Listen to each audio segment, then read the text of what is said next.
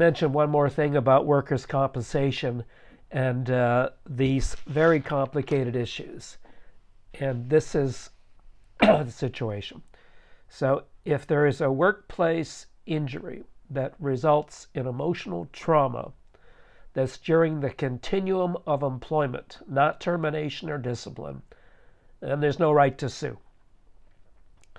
Now, the question may arise, well, can you get workers' comp benefits in that situation due to emotional suffering?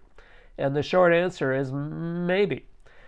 In order to qualify for workers' comp due to emotional disability in Ontario, British Columbia, and Alberta, you need to show a certain degree of emotional suffering. In Ontario, the law is that you need a diagnosis under what's called the DSM, which is basically a psychiatric analysis to show the degree of emotional suffering.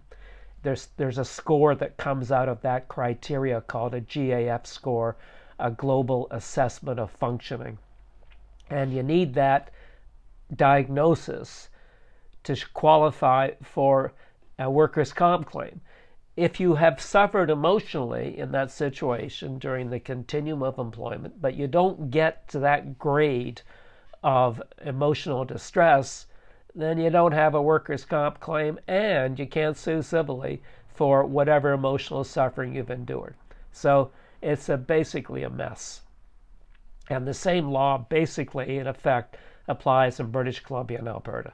So there is one case in British Columbia where the judge described this as a black hole, where the person is apparently covered by workers' comp legislation.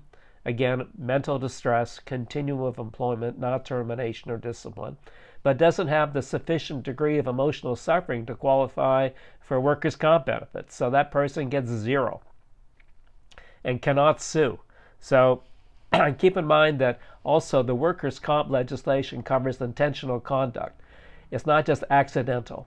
So if somebody was intentionally harassing an employee at work and doing whatever conduct that was abusive, but it didn't reach the grade of mental suffering, then there's no claim, there's no salvation for this situation.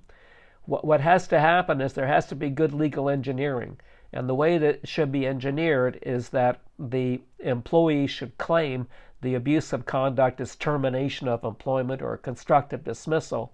In that case, there is a proper claim for emotional suffering in a civil court. But you have to end the employment. So maybe people don't want to do that. Any event, the whole thing's a gigantic, enormous mess. And many people, including lawyers, don't understand this. And it's quite understandable. If you don't deal with this stuff day in, day out, you don't know what you're doing. And in the next and last video on this subject, and I say thank goodness because I don't like the law here either, I'll discuss a civil claim for negligence against a lawyer who blew it because he did not file for workers' comp, instead tried to sue civilly. So stay tuned.